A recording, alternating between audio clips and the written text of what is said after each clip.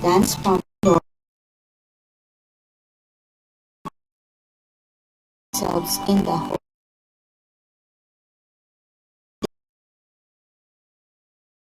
ratio for the cube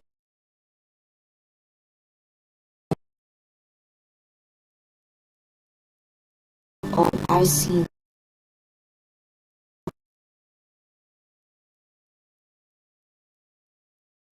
system and concept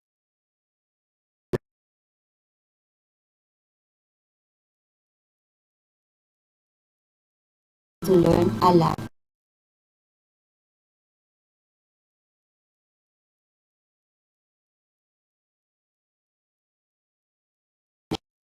They connected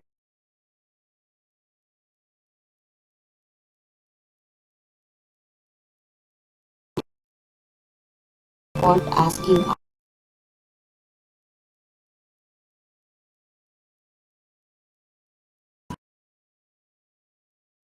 help me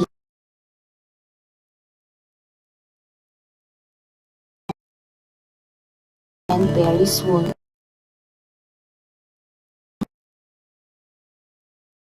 mighty name of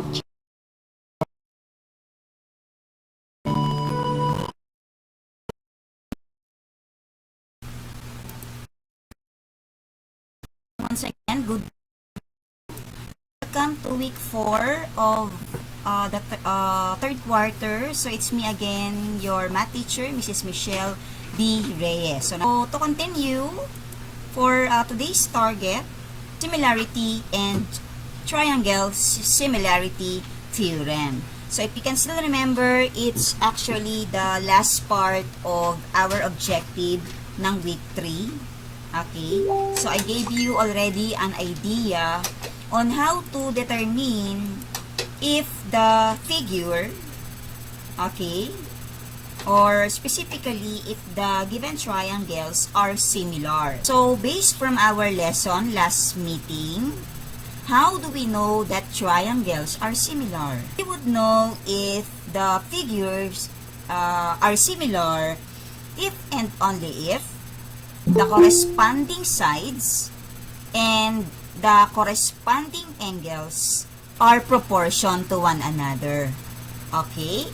So, we will know if they are similar if their ratios or if the sides or if the ratios of the sides are congruent. Okay? So, kailangan kapag sinimplify mo, kung ang proportion ng isang side ay 1/2, ang proportion din ng isang side will be 1/2 also. So, let's have this as, so sige, let's have muna a review on similar figures. Okay? Before I present to you our objective today, kasi na-open ko na ito. Okay. So, these figures are example of a similar figures, similar triangles, I mean. Okay. So, tingnan nyo, class. Pag tinignan nyo siya, parang, syempre, obvious na obvious that one is bigger than the other. Okay. Meron tayo ditong, meron tayong small, medium, and large figure. Okay. But, if we are going to get the corresponding angles, okay, we can determine if they are similar when the corresponding angles are equal. Okay? So, how do we get the corresponding angles? The measurement of the corresponding angles. Of course, we have to consider the sides, the corresponding sides. So, katulad nito, where did we got A over D? So, ito yung A natin. Okay? When we get the ratios of A over D, pareha sila ng place or pareha sila ng pwesto. Okay? A over D should have the same ratio on B over E. Asan yung E natin? Ito. Okay? And it should have the same measurement when we get the ratio of C over F. Same with A. One example, saka yung proof. Okay? Yan yung mga ipapakita ninyo sa slides. Of course, we'll follow the same rule last meeting. Kung ang members ay hindi sa link na i-create ni leader, syempre hindi nyo ipapasa sa kanya yung PowerPoint presentation. Because, individual ang pagte-turn in sa Google Classroom. Okay? So, ibig sabihin, kapag hindi ka nag-turn in, hindi ka kasali doon sa grupo na yon. Okay? So, for group 1, this will be your task. Okay? Kayo ay sa SAS. Sorry. Hindi yan. Okay. SAS. Eto. Okay? So, babasahin lang yan. Ipapakita lang doon sa inyong presentation. Then, where is the proof of SAS Similarity Theorem? Ito. Okay, ito yung proof ng SAS Similarity Theorem. Then, you can just choose one example. Pili lang kayo na isang example. Okay? So, dito kasi dalawa yung ipinakita. Pili kayo, pwedeng ito, pwede ring ito. Okay? So, explain yung paggamit ng mga theorem. Again, just make it simpler. As long as that your classmates will understand you, basta mas okay yung mas simple. Now, for the SSS Similarity Theorem, here is an example figure. Then, here are the statements and the reasons. You can choose among the examples. Dalawa yan. Itong right and geometric theorem, ako yan. Saka yung right triangle, ako na yan. Yung AAA, it's not mentioned. Okay, siguro hindi naisama doon sa ating WHLP. So, what the group 3 will do is to Google. Okay, tatype nyo lang. Mag-open kayo ng another tab. Then, i-google nyo lang yung AA Similarity Theorem. Then, ayan na. Meron na dyang mga examples na pwede ninyong i-adapt, pwede nyo i-download, pwede nyo picturean, pwede nyo kunin yung example. Okay? So, ayan, katulad nito. So, yan yung number 3. Okay? So, yan ko muna yung, stop muna ako ng presentation. Okay? So, again, we'll follow the same groupings. Kung hindi natandaan yung groupings, ito yung ating groupings. Or sa absent last time.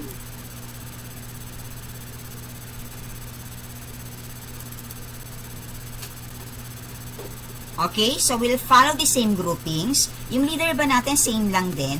Ayos lang ba sa group 1 si Dindo? Dindo, okay pa rin ba sa'yo? Ikaw pa din, Nak, ang gagawa ng link? Okay, thank you very much. Okay, so ganyan yung gusto ko, ha? Willing palagi. Okay, then number 2, how about si Lucas sa group 2? Willing pa rin ba? Lucas Daniel, present ka ba today? Willing pa rin ba si Lucas? Siya pa rin na mag-create ng link at mag-gather ng members? Okay lang po, ma'am. Okay, so thank you very much, Daniel. And then for the group 3, si Rain, maliksi yung last meeting natin. Okay rin ba again, Rain? Okay ka pa rin ba ulit today? Very good, okay. Ayan. So, same procedure. The leaders, okay, the assigned persons per group will create a link. Then, you post nyo yung link dito sa ating comment box so that the members can join you right away. Okay, pwede namang hindi, kung kayang mag-open ng another tab, pwede nang hindi lumabas lahat dito. Okay, kung kaya lang naman, ha, pwede nang hindi lumabas, tapos mag-open kayo ng another tab, open nyo ulit yung Google Meet, copy-paste nyo yung link. Very okay, sa group 1, meron na tayong Google. Ayan, meron na tayong link. Okay? Tapos, Sige, group 2. And then, same procedure, papasok ako isa-isa. I-accept nyo ako ha, pag pumasok ako doon sa group na yon for the documentation, and then para makita ko or masagot ko kung may katanungan. So, si Princess ay meron ng... Si Princess ay anong group? Princess, anong group ka? Okay, so sa group 3 meron na din. Very good. Nantay na lang natin yung sa group 2 bago ko kayo bigyan pa ng last instruction before you go to your respective groupings. So, how about the group 2? Hintayin lang natin yung link ng group 2. Okay. Meron na ba? Patapos na yung groupings nyo. Nag-meet kayo kanina? Nag-meeting sila kanina. Very good. Okay. So, siguro, kasi you will be given 49. You will be given, kaya ba 20 minutes? Kasi baka yung ibang group hindi nag-meet no? Bibigyan ko kayo ng 25 minutes, okay? You will be given 25 minutes to work as a group para ayos na yung PowerPoint presentation. Ayos na rin kung sino mag-i-explain. Okay, mapag-usapan ninyong mabuti para when I call you, you will be ready to present your output per group. Okay? So, on my watch, it's 8:49. Siyempre, pag pumunta kayo, 8:50 na yan. Be back at 9:05 para eksaktong 25 minutes. Okay lang ba yung 25 minutes? O gawin natin 30 minutes? Ma'am, 30. Sige, gawin na daw nating 30 minutes. So, be back at 9:10. Okay, all of you will be back at 9:10. Alright? So, if no more questions, you may now go to your respective groupings. Yung group 2, alam nyo na daw kung saan kayo pupunta. May mga link na kayo. Okay? So, time starts now. Alright, so I think we can now start the reporting kasi 9:11 na. So, group 1, ready na ba ang group 1? Oo, ma'am. Okay, sige, thank you, Dindo. You may now start sharing your screen.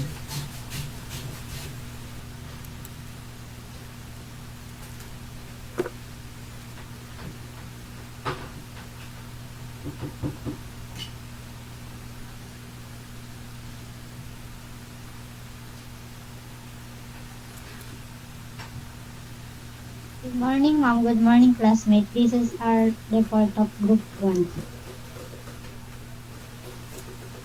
Side angles SAS Similarity Theorem. If an angle of one triangle is congruent to an angle of a second triangle, and the length of the side including this angle are proportional, then the triangles must SAS Similarity Theorem. Given X, Y, Z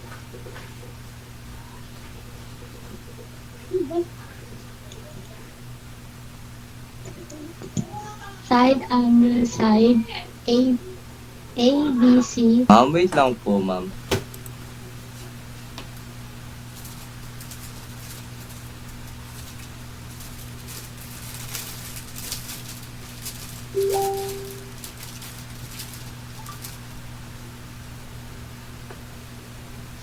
side angle side similarity theorem.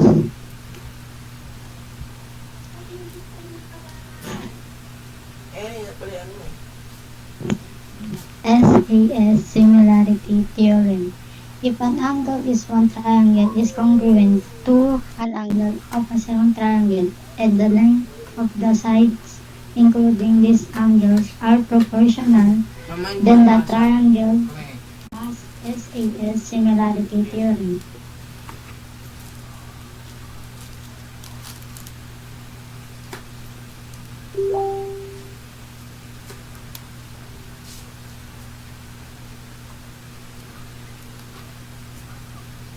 Ginugupitan to, mahal. Konti. Sige, mamaya na.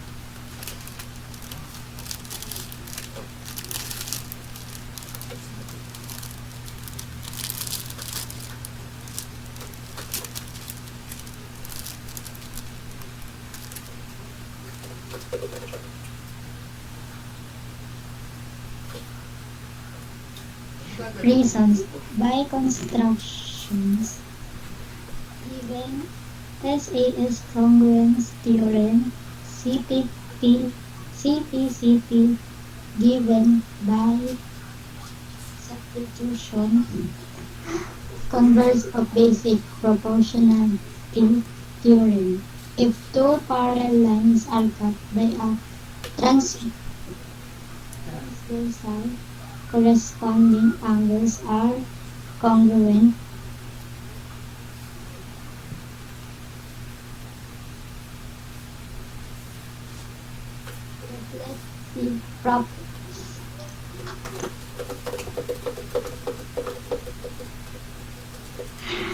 Reflexive property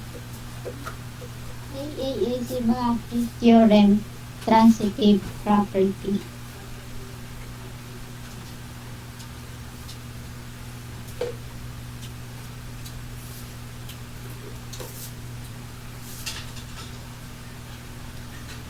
Sample 1.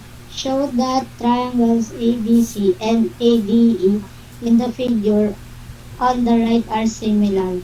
Solution. Angle side BAC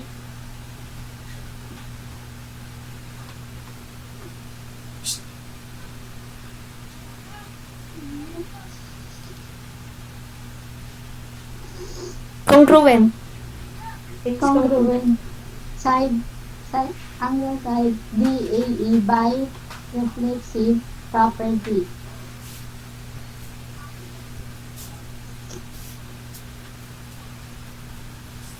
Since the measures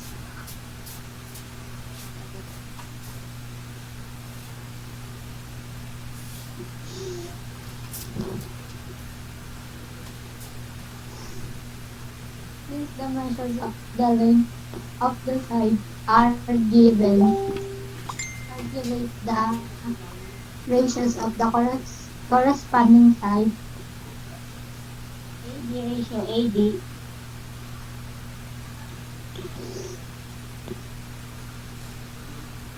21 ratio 6 and 7 ratio 2 and AC ratio 7 ratio 2.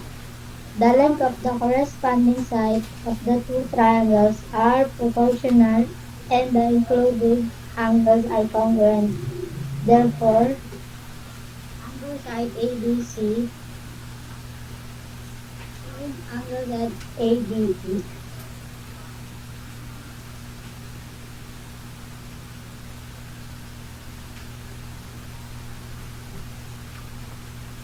Okay. Ma'am, okay. Okay, so thank you very much, Group 1. Very good presentation. Very good PowerPoint presentation. I heard already the correct term in the SAS, di ba? There is an included angle, yung nasa gitna. So, when you say included angle, it means to say that there is a common angle to the two triangle. Okay? So, how do we apply the similarity theorem sa SAS similarity theorem?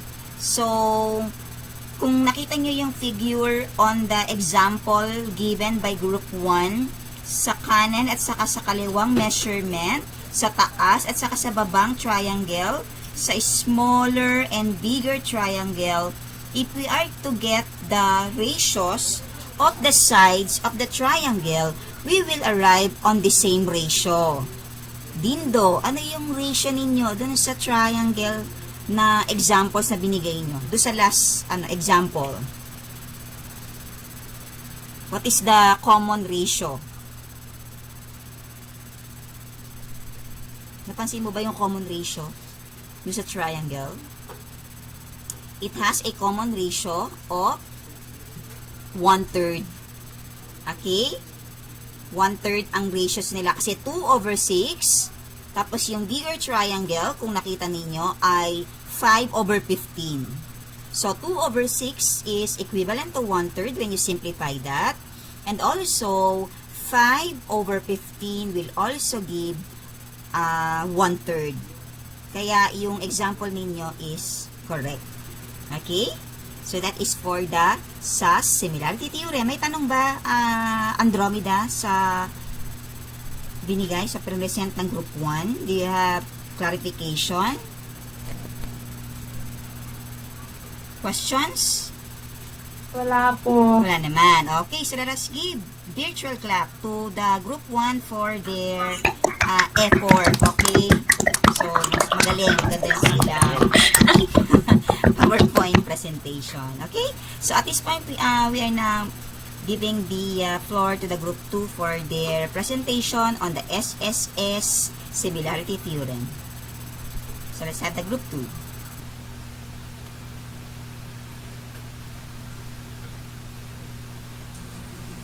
Good morning, everyone. We are the Group 2, and this is our presentation. SSS Similarity Theorem. SSS Similarity Theorem. Side. Tell us if we can identify all three sides of two triangles are in proportion with each other. Then we know that two triangles are similar and they are the same shape, just different sizes. How to know if it's similar? In order to find out whether or not they are similar, we need to find out whether or not the corresponding side of the triangles are in the same ratio. SSS similarity theorem. Take for instance side AC and see if it corresponds to ED in the same way that BC corresponds to FD. In other words, we're gonna compare the two short side and then compare the two longer side and see if they are in the same ratio, and then we'll compare the two medium sides. Side BC is the long side of the larger triangle, which is 28 units, and FD, which is the long side of the smaller triangle. That's 20 units. If we reduce that comparison 28 over 20, that reduces to 7 over 5. BA, which is the medium length of the larger triangle, and it's 21 units, and then the corresponding side is the medium length of the smaller triangle, which is 25 units, and if we reduce 21 over 15, we get 7 over 5. AC, which is the shortest side of the bigger triangle, and it's 14 units. And then we have ED, which is the shorter side of the smaller triangle. It's 10 units, and if we reduce 14 over 10, it's 7 over 5. SSS similarity theorem, solving for x and y. In the example A, in this example A needs to be with the same ratio with B, as B is to E and C is to F. Side AB, which is the shortest side of the bigger triangle, which has the unit of 9, should be in the same ratio as the other triangle, which is 6 as the medium side. So BC, which is 4 times 4x minus 1, is the medium side in the other triangle, which is 10. 9 over 6 actually reduces to 3 over 2. Then we will copy the 4x minus 1 over 10. Then after that, we will cross multiply 10 times 8, which is 30. Then 2 times 4x minus 10 over 10, 1 over 10 is equals to 8x minus 2 at 2 to both sides, and we'll get 32, which tells us by dividing both sides by 8 that x equals 4. If x equals 4, 4 times 4 minus 1, so 16 minus 1 equals 15. So side BC must be 15. find y, we need that the same ratio again, only now the smaller side is y and the bigger side is 18.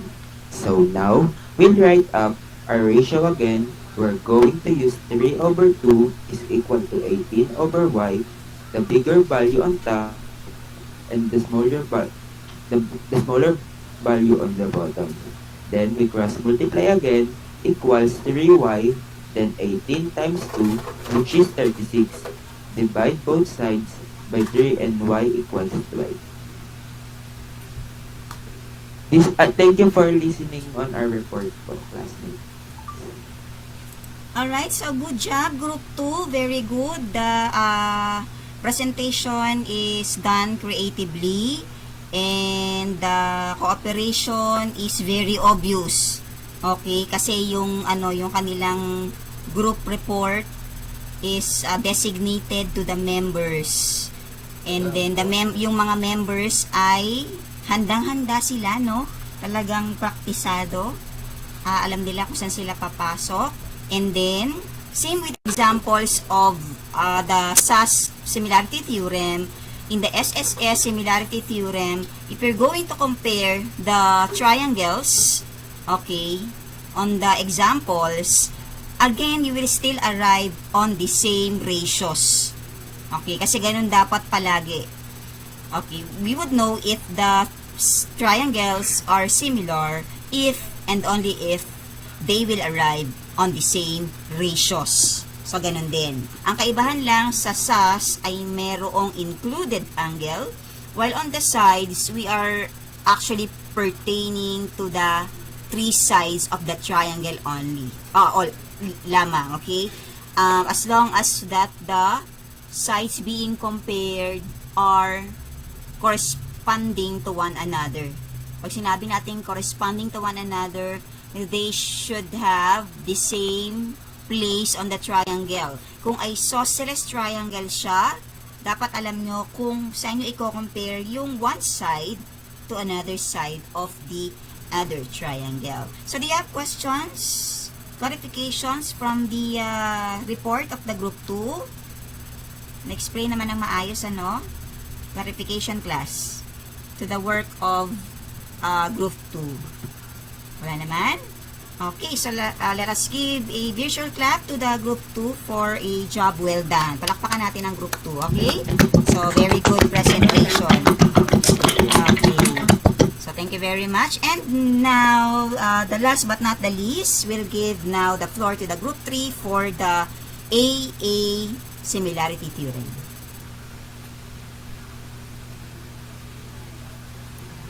Good morning, ma'am. Good morning, classmates. This is the work of Group 3. Similarity theorem.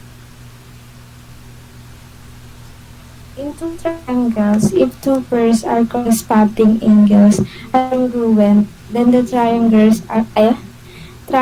are similar. If two pairs are congruent, then it can be shown that all three pairs of corresponding angles are congruent by the angle sum theorem.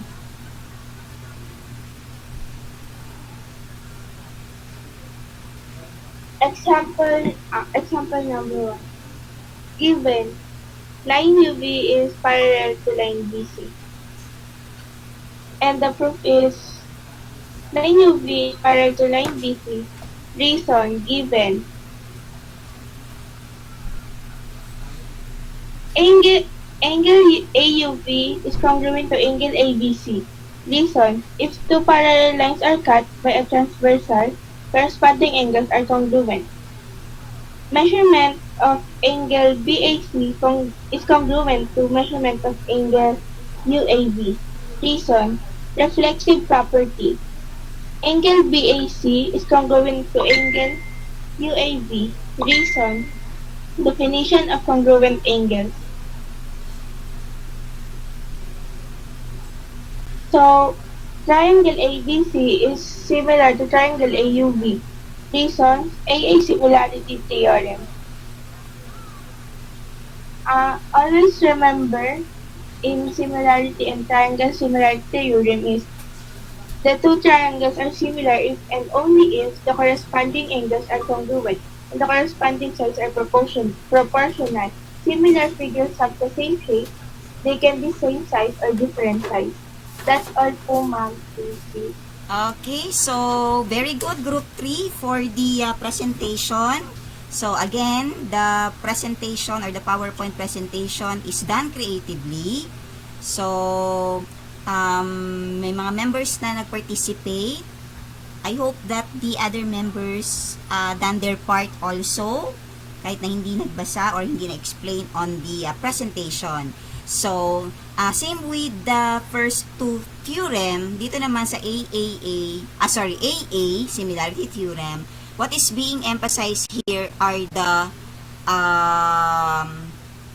angles formed after the figure is cut by a transversal. Okay? So, yung transversal dito is actually a line which cut the triangle into two triangles. Hinati ulit. Yung isang triangle, hinati ng isang transversal. Okay? So, the part of a triangle being emphasized here are the corresponding angles. Okay? So, do you have clarification on the last part ng theorem, ng similarity theorem? Questions on the report of the group 3? Wala naman. So, let us give a round of applause, virtual clap again to the group 3 for their presentation. Okay? So, thank you very much for your cooperation. Salamat sa mga pumapalakpak na yan. Okay? Kahit malayo tayo sa isa't isa, no? Okay, at least we appreciate one another. Okay, appreciation yung pagpalakpak ninyo. Okay, so thank you for your cooperation, Andromeda. Mahusay kasi binigyan ko lang kayong instruction this morning. Now, to continue on our objective today, as instructed, okay, we'll be having the difference between the right triangle similarity theorem and then the special right triangle theorem. Okay, so let us consider a right triangle ABC. Okay, here's the figure. At the with the right angle at angle B. So here's the right angle. If the altitude or the segment BD to the hypotenuse segment AC is drawn, two new right triangles are formed. So isang triangle siya, which is ABC. Hinati siya ng altitude BD, so that we'll have a two triangle. So, these are triangle ADB and triangle BDC. Note after natin hinati. Ma'am, question yes? po. Yes, question. Ano po? Di pala May pinapresenta po ba, ma'am? Yes na. Kaya pala. Okay. O nga pala, no, kasi nag-share kayo. So, yung pinapresent ko yung continuation ng aking PowerPoint presentation. Okay, so thank you for reminding me. So again, this part is for the difference between the right triangle similarity theorem and then the special right triangle similarity theorem. So at the right part of my screen is a triangle again. So let us consider this as a triangle ABC, and then there is a right angle at B. There is a common right angle which is indicated by angle B. Tapos hinati siya ng altitude with the altitude of segment BD to the hypotenuse AC.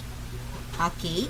So when an altitude is drawn, okay, on the triangle ABC, it will form, syempre, it will form two triangle. And these are triangle ABD, ADB, triangle BDC. Pag pinaghiwalay natin yan. So, applying the following theorem, we will also, we will see that these right triangles are similar to the original. So, ito yung mga proof from this theorem. In the right triangle, The altitude to the hypotenuse divides the triangle into two right triangles, which are similar to each other and to the given right triangle. So we can say that triangle ADB is similar, this symbol means similarity, is similar to ADB, itinuturo ng aking ang mouse, is similar to triangle ABC, yung bigger triangle. Also, triangle BDC is similar to triangle ABC. Another is that ADB is similar to BDC. So, meron tayong tatlong similar triangle na mapo-form dito from this figure. Okay? So, if we're going to apply the geometric mean theorem in a right triangle, the altitude to the hypotenuse is the geometric mean of the segments into which it divides the hypotenuse, and each of the legs is geometric mean of the hypotenuse and the segment of the hypotenuse adjacent to the legs. So, anong ibig sabihin nun? Okay? So, we can say that after hinati ng altitude BD, yung triangle ABC, okay, we can have this conclusion. Segment AD over BD is equivalent to BD over CD. Ulitin natin ha. Ulitin ko yung pagturo. AD over BD is equivalent to BD over CD. Or, when we get the squares of segment BD, it will give the same answer of the product between AD and CD. That's the rule. Okay? Another is that when you get the ratio of AD and AB, it will be equivalent in ratio of AB over AC, or the squares of AB will be equivalent to the products of AD and AC. Okay, then the last will be CD over BC will be equivalent to BC over AC, or the squares of BC will be equivalent to CD times AC. Okay? Now, square is quadrilateral that has 4 equal sides and 4 right angles. When a square is cut into halves, kalahati, diagonally, 2 right triangles are formed. Again, from a square, kapag kahinati mo yan, okay, ng diagonally, it will form a 2 right triangle. These right triangles are called isosceles right triangle or 45-45 degree angles. Parehas lang yan, class. Ang isosceles right triangle can be classified as a 45-45 90 degree angles, which means to say that the two sides are congruent, or two angles rather are congruent.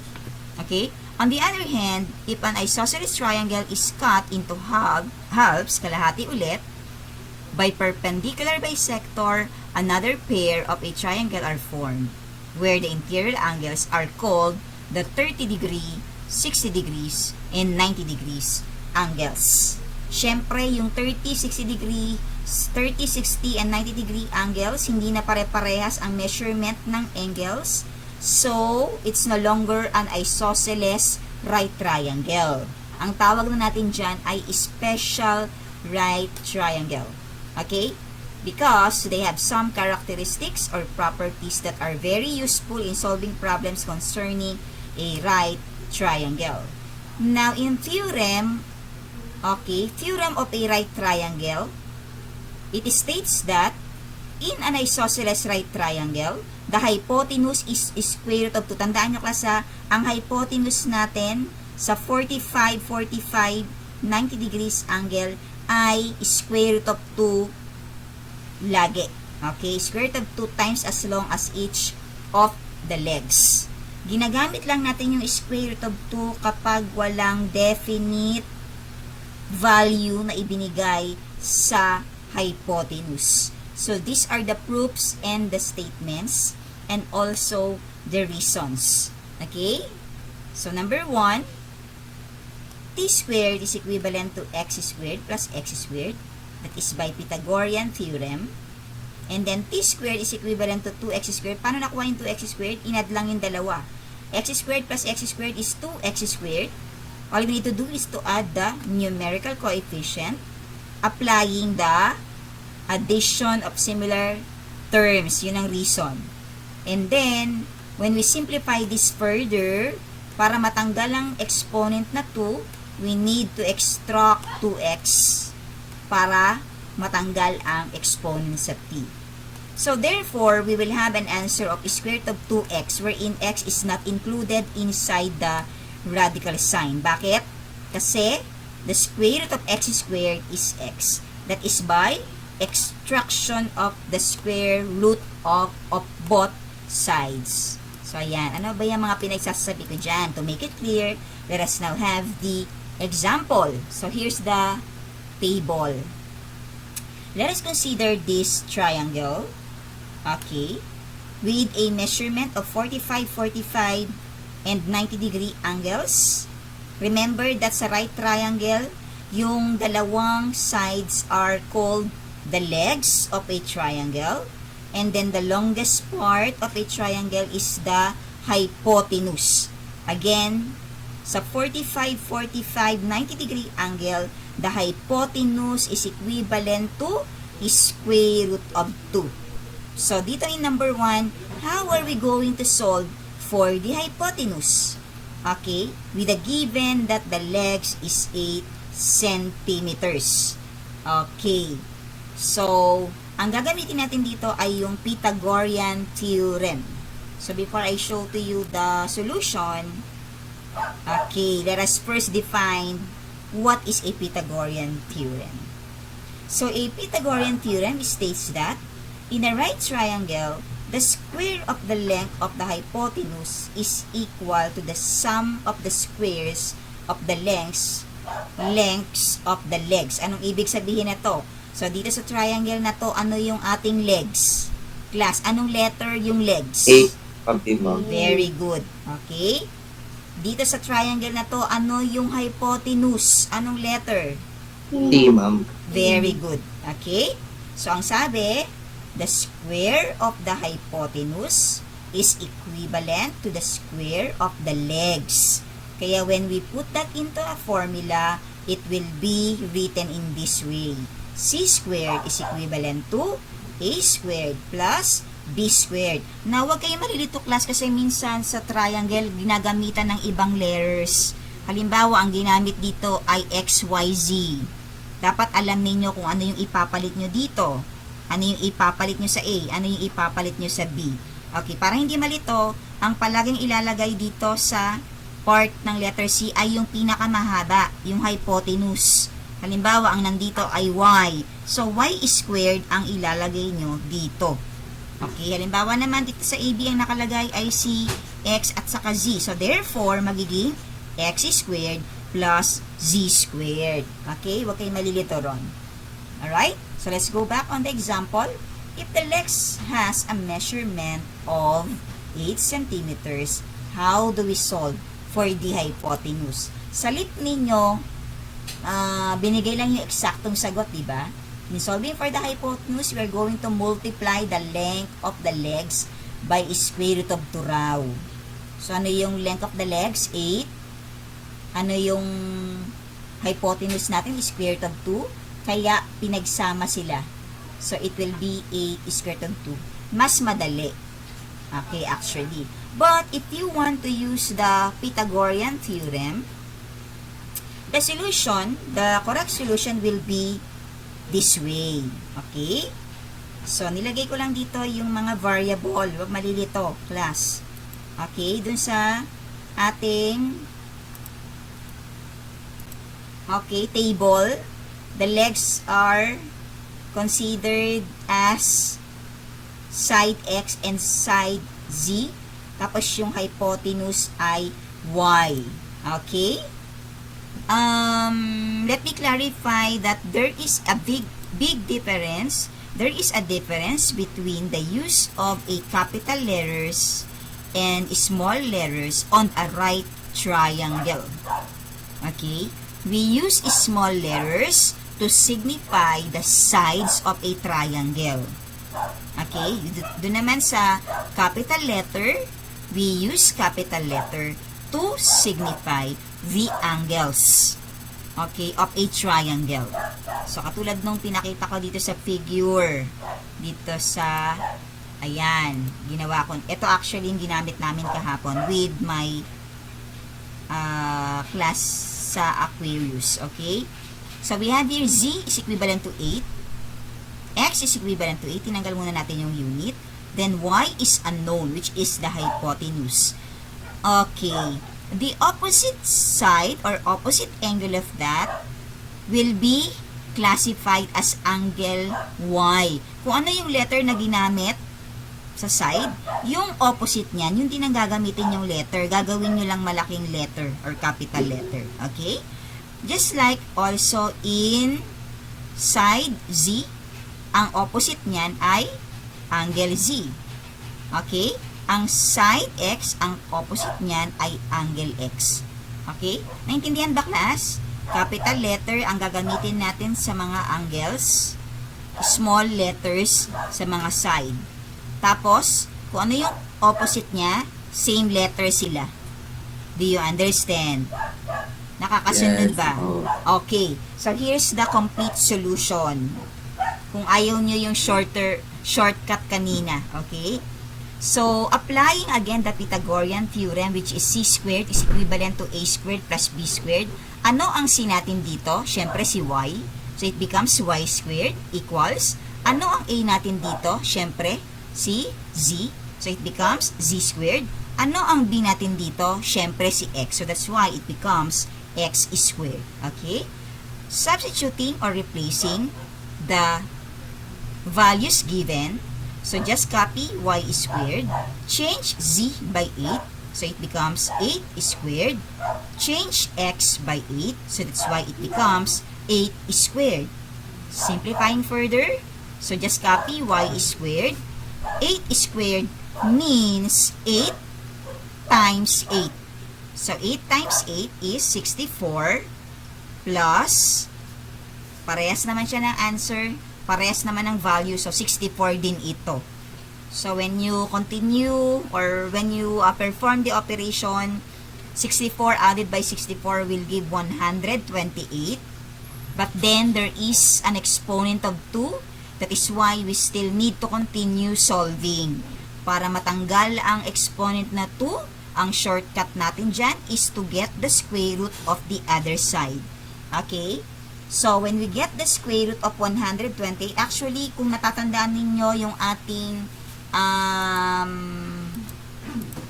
lesson ng first quarter, extracting the square root, there will be two possible answer. One is positive, then the other is negative. Okay? So, positive, negative, but the final answer will be positive. Okay? Balik muna ako dito.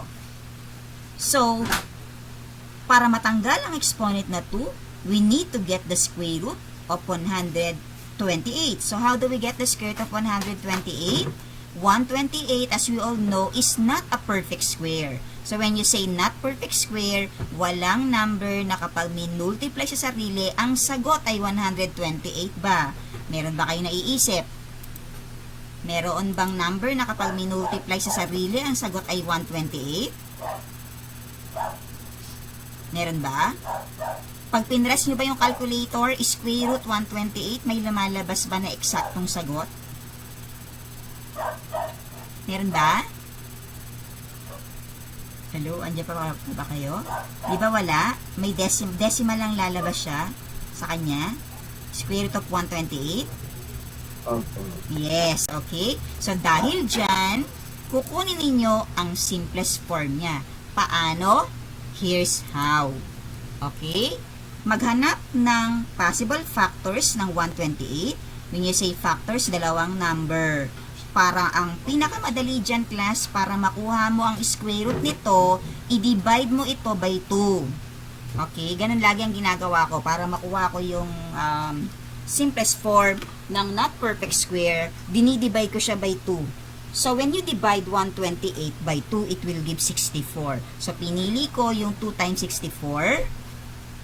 Then, among the 2 and the 64, which has a perfect square?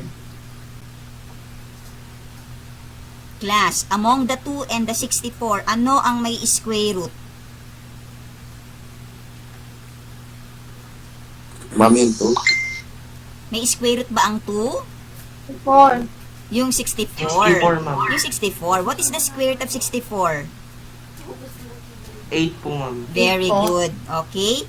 When you get the square root of 64, or kapag nag-isip ka ng number na kapag minultiply mo sa sarili, ang sagot ay 64, ayan ay 8. Para hindi mahirapan kung may calculator, i-press mo lang sa calculator yan. Radical sign, then 64, then it will give an answer of 8 since you're allowed to use calculator. Okay? So, where will I put the answer? Okay? When you get the square root of 64, you put that outside the radical sign. Tapos, since si 2 ay walang square root, iwanan sa loob, huwag ipilit. Okay? Iwanan siya sa loob. That's why it becomes 8 square root of 2. So, ito yung paggamit ng Pythagorean theorem. Kasi kailangan, class, alam nyo ang tamang paggamit ng Pythagorean theorem. Simply because, i-apply nyo to sa special right triangle. Okay? Pero, kung gusto nang mas madali, ang gagawin lang dyan ay i-multiply. Okay? I-multiply nyo lang yung, asan yung sagot natin kanina? Okay, i-multiply nyo lang yung legs since parehas naman ang value by square root of 2, which is 8 square root of 2 centimeters. Did we arrive with the same answer? Parehas ba tayo ng sagot? Parehas lang. Okay? So, tinuro ko lang kasi, hindi ko kayo pinapahirapan ha. Pinakita ko lang sa inyo kung paano gamitin ang Pythagorean theorem para alam nyong gamitin kung hindi na isosceles triangle yung ibinigay. Okay? So, dito sa table, lahat yan ay isosceles triangle. Kaya pare-pares lang ng rule. Legs multiplied by square root of 2. So, halimbawa, 4 yan. 4. So, ang magiging sagot natin ay 4 square root of 2. Kung 2 ang legs, ang magiging sagot natin ay 2 square root of 2. So, tatabi nyo lang sa kanya yung square root of 2. Naintindihan ba? Andromeda? Opo, ma'am. Nakakasunod ba? Opo. Ayan, okay. So, at this point naman in number 2, the legs are missing. The given is hypotenuse. Yan ang sinasabi ko, class. Minsan, ang hypotenuse, meron siyang specific value given. Okay?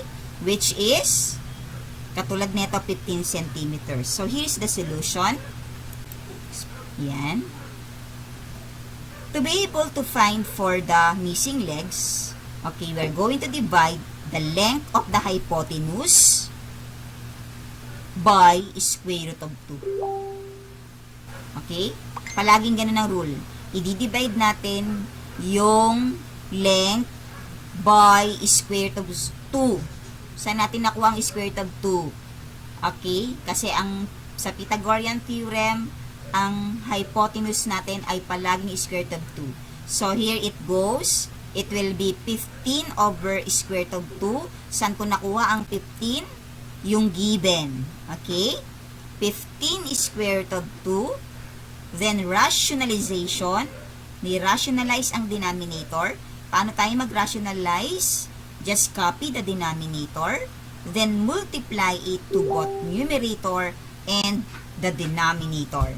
So, when we do the, hindi naman cross products na way, okay? When we multiply the numerator by the other numerator, it will be 15 square root of 2. And then, sa denominator naman, square root of 2 times square root of 2 is square root of 4. So, among the numerator and the denominator, ano dyan ang pwedeng i-simplify? Siyempre, yung denominator lang. So, it becomes 15 square root of 2. Copy lang natin. Square root of 4 is 2. We cannot cancel the 2 kasi yung numerator meron siyang radical sign. So, therefore, the final length of the legs is 15 square root of 2 over 2 centimeters. So, ganyan lang kadali. Okay? May tanong? May tanong, class? Wala po. Wala. Ulitin ko ha. Kapag nawawala ang legs, ang anong gagawin natin? I-divide natin ang given na hypotenuse by square root of 2. Okay, again, kung nawawala ang legs, i-divide natin ang value ng hypotenuse by square root of 2. Kung nawawala naman ang hypotenuse, i-multiply natin ang legs by square root of 2. Okay, ganun na kadali. Kahit hindi nyo na ito gamitin yung mahabang solution. Okay, doon na tayo sa shorter way. Okay? Now, let's continue. Sa number 3, okay, the given are the legs, which is 7 square root of 2. So, paano natin kukunin ang hypotenuse dito? Kung nakinig doon sa explanation, how are we going to get the missing hypotenuse?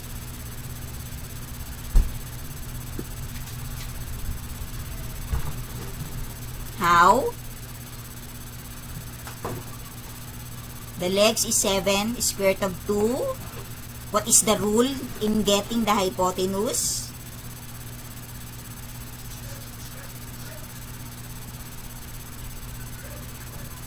I-multiply ba o i-divide by square root of 2? Multiply.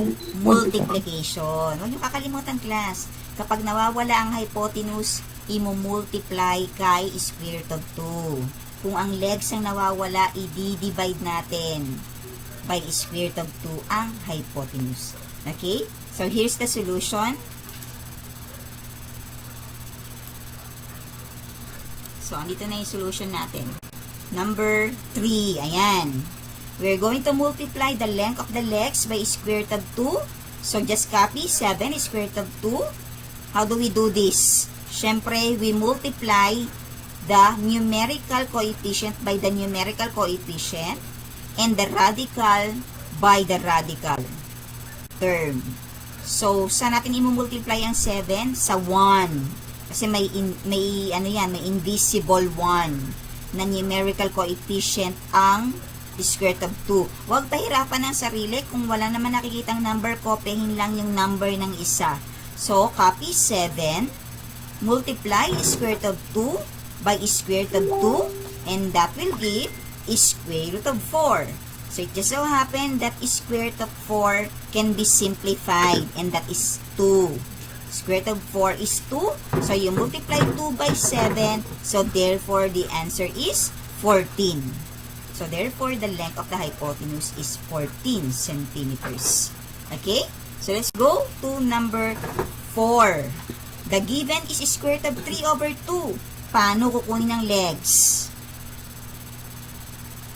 Anong gagawin natin para makuha ang legs dyan? I-divide, ma'am. Very good. Naintindihan na pala ako, okay?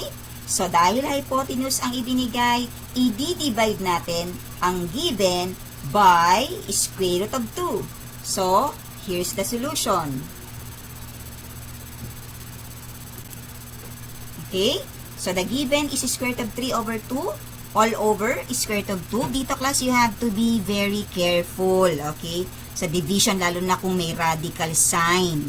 So, gawin natin ng dandahan.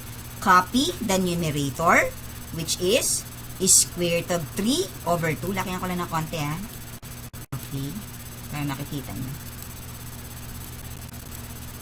Actually, nasa lip nyo na to, eh. Okay?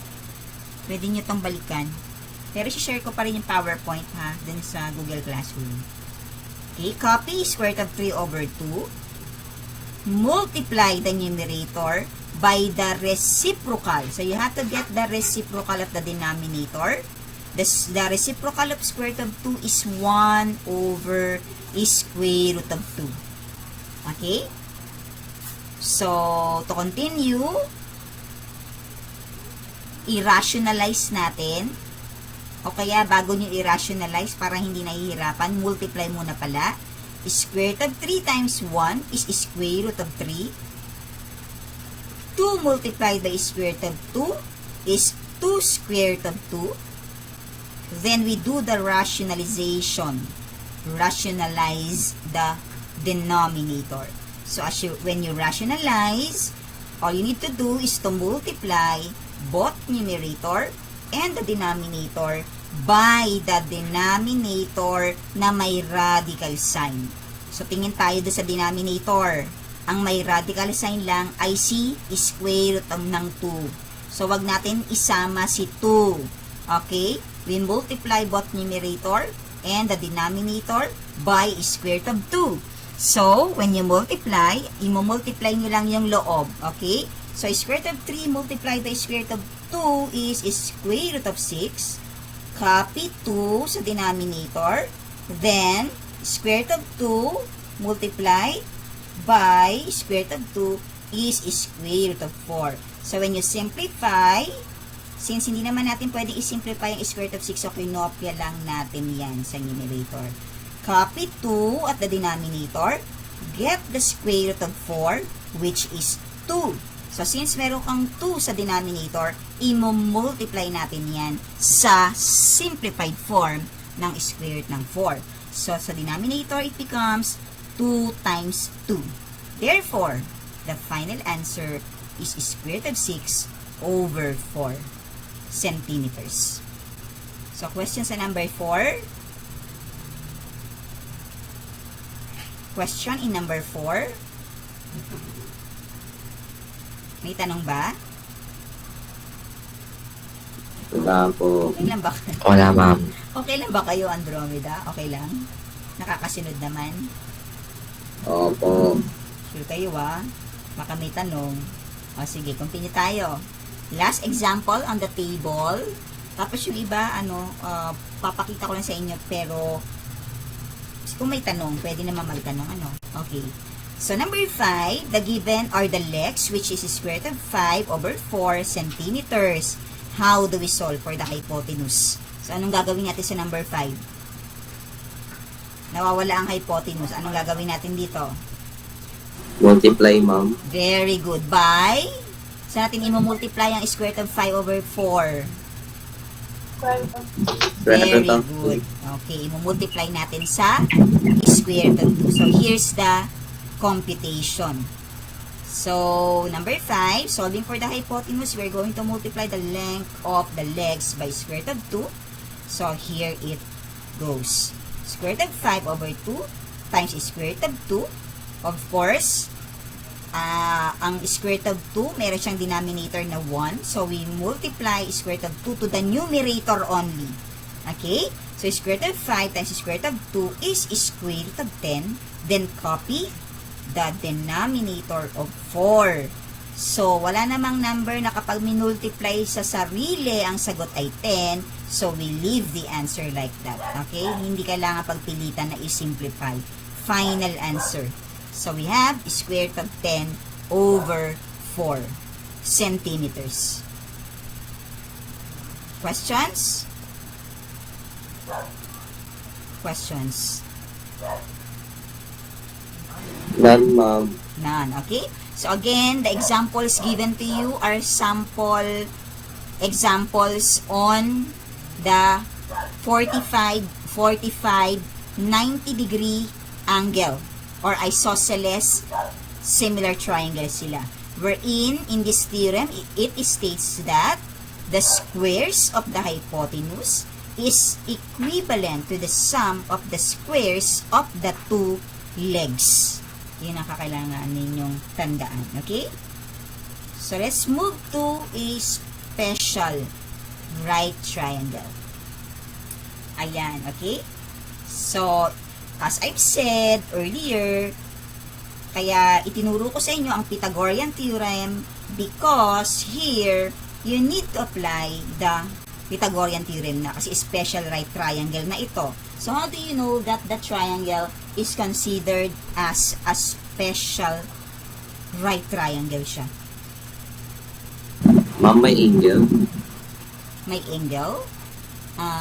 Another answer. Bakit siya special right triangle?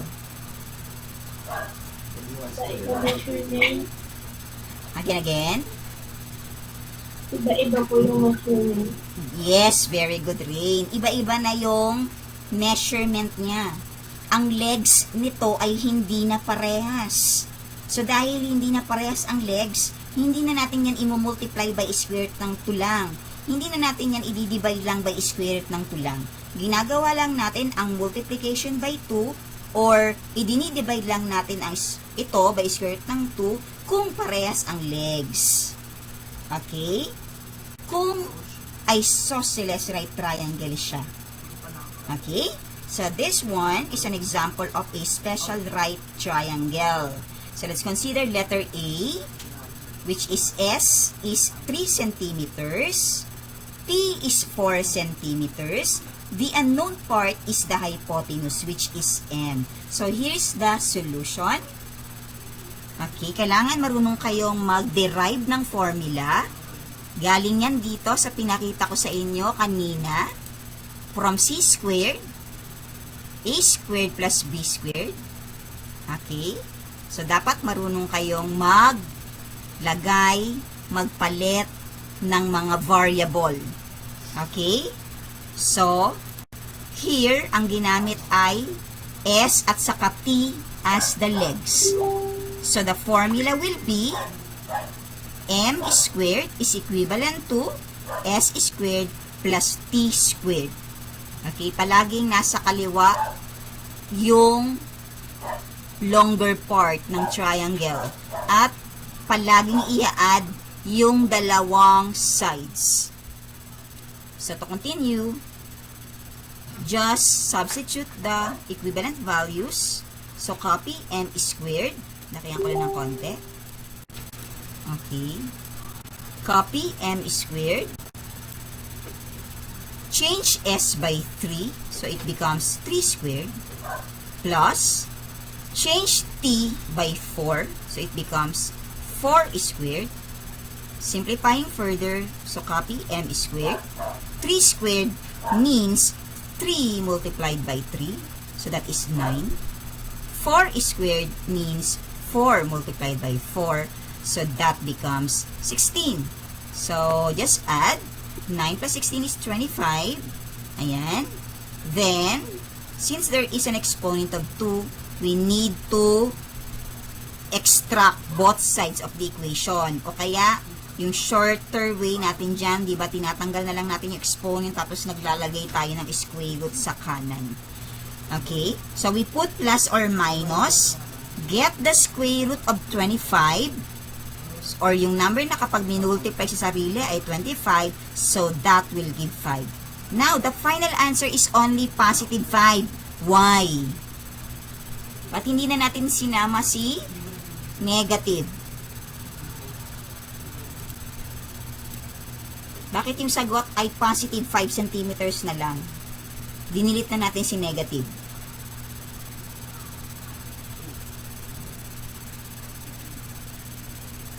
Bakit kaya positive na lang? Yung final na sagot.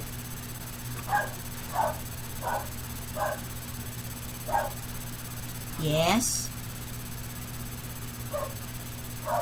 Why positive only? No idea. Meron ba tayong sukat na negative?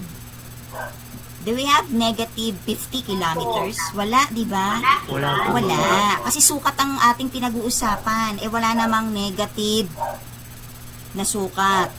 Okay, wala tayong negative 1,000 kilometers. Okay, walang ganon. Kaya, tatanggalin mo na yung negative sign. Okay, kaya 5 centimeters na lang yun. So, let's go to letter B. S is 7 centimeters. M is 25. Then, T is missing. The side naman of the triangle is missing. So, you can use the same procedure, same formula. So, palitan lang ang m, which is 25 squared. Palitan ang s, which is 7 squared. Then, copy plus copy t squared. 25 squared means 25 times 25. So, that will give 625. Copy equals sign. 7 squared means 7 multiplied by 7. So, that is 49. Copy plus copy t squared. Okay? Kailangan maiwan si t squared sa kanan. So, we need to transpose 49 to this other side. So, it becomes 625 minus 49 is equivalent to t squared. So, when we subtract that, it will give 576. So, you have t squared. Tanggalin ang exponent. Kunin ang square root. Kaya naging square root ng 5,726. Okay? So, same procedure ng letter A. Sukat ang tinatanong. Kaya, positive na lang ang kukunin natin sa final answer, which is 24 centimeters. Okay? And then, for the last example, this part, S is missing. So, we do the same. We use the same formula. Changing M by 4. Change S by nothing kasi yun ang nawawala. So, just copy S squared. Change T by 3. So, it becomes 3 squared. 4 squared is equivalent to 16. Copy S squared. 3 squared is equivalent to 9. Transpose 9 to the other side. So, it becomes 16 minus 9, which is 7. So, you have S squared. Tanggalin ang exponent na 2 by getting the square root of 7. There is no square root of 7 because walang number na kapag minultiply sa sarili, ang sagot ay 7. So, therefore, the final answer is square root of 7. Okay? So, that ends the examples on a special triangle, similar triangle. So, do you have clarification? May tanong ba sa ating lesson today? Before you go to your individual task na sa Google Classroom, do you want to clarify something on today's lesson? May tanong ba? Naintindihan ba yung ating lesson, class? Opo. Opo, Sige ma'am. nga, summarize Opo, ma'am. natin. Summarize natin. Okay, volunteer. Let us summarize what have you learned today, okay, on today's lesson, specifically dun sa right and special triangle. Okay? So, what are the things that we need to remember when solving for the unknown values? Give one.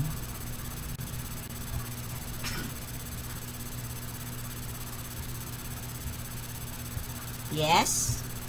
Sige, give one.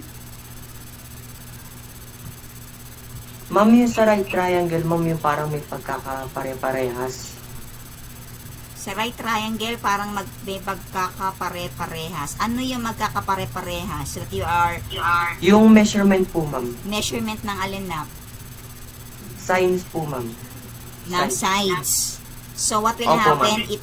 Okay, what will happen if we have the same sides? Okay? Same side siya kapag 45, Congruent, ma'am. pag 45, 90 degree angle. Or anong tawag natin? Other name for 45, 90 degree angle. Sino sumasagot? Corresponding. Ha? Yes, Rain?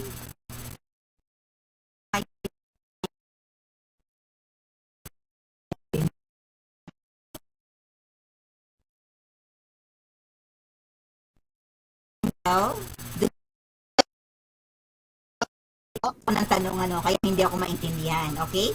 If the measurement of the angles are 45, 90 degrees, okay, then the type of a triangle is known, okay, as an isosceles triangle siya, ang tawag doon, okay? But, if for example, 30, 60, 90 degree angle, hindi na siya isosceles, di ba? It's called what? It's called Ha? Special triangles, ma'am. Special. Okay, special triangle siya. Okay? So, what are the formulas that we need to remember when solving for an isosceles right triangle?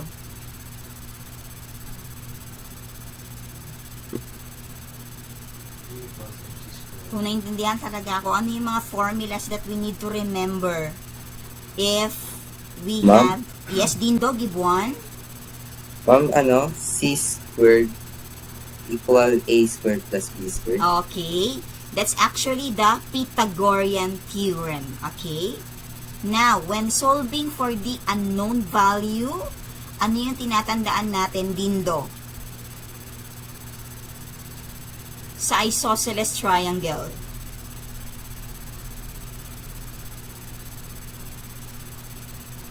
Di ba dalawa lang yon?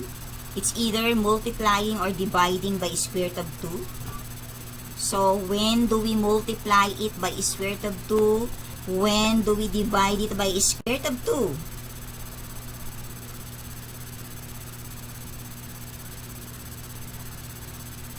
Mami, mo multiply po pag nawawala po hypotenuse. Okay, very good, Dindo. Okay? Imo-multiply natin. Okay? Yung value, yung legs, by square root of 2 if the missing part is the hypotenuse. Okay? Now, what will happen naman if the legs are missing? So, what formula are we going to use? If the sides are missing, anong formula na gagamitin natin? Aside from the Pythagorean theorem. We're going to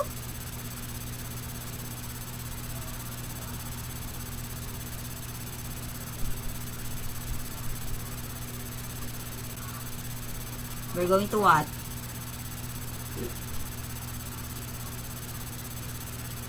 To divide. Divide. Okay. Di-divide natin by what? Yes, Dindo? Square of 2. Ayun, okay. I-divide natin. Dalawa lang yung tatandaan nyo kapag ka-isosceles. Either i-multiply by square root of 2 or i-divide natin yung value by square root of 2. I-multiply natin ito by square root of 2 if the given are the legs. I-divide natin by square root of 2 if the given is the hypotenuse. That's the rule. Okay? So, do you have other concerns? Other questions? So, tatlo lang naman yung formula na natatandaan nyo doon. Okay? Questions? Clarifications? Because if none, okay. Because if no clarifications, then that ends our third quarter. Tapos na tayo sa third quarter. Okay? Mapalakpak. Okay, kasi it's our week 4. I hope that you learned a lot. Okay, sa quarter 3, though we had only 4 meetings, all the presentation, PowerPoint presentation, video, lesson, will be posted, yung mga previews, okay, in our Google Classroom. You can always go back. You can always watch, okay, para kayo ay makapag-complete ng inyong. Visit our Google Classroom for your reflection, learning activity number 4, written work number 4, and performance task number 4. Don't forget also to turn in your presentation ng group activity. May file tayo doon for the group activity. Individual ang pagte-turn in. Leaders, pakibigyan ng kopya ang mga nakipag-participate, nakipag-cooperate on today's lesson. Okay? So, don't forget to turn in your outputs until 5 p.m. today if kaya. Kung hindi, pwede naman yan gawin. Wag lang ng hating gabi. Okay? So, thank you and God bless everyone. That ends our third quarter. See you not next month. Kasi set B na yan. Okay? So, next month is April. We'll see again by May. So, have a great day everyone. God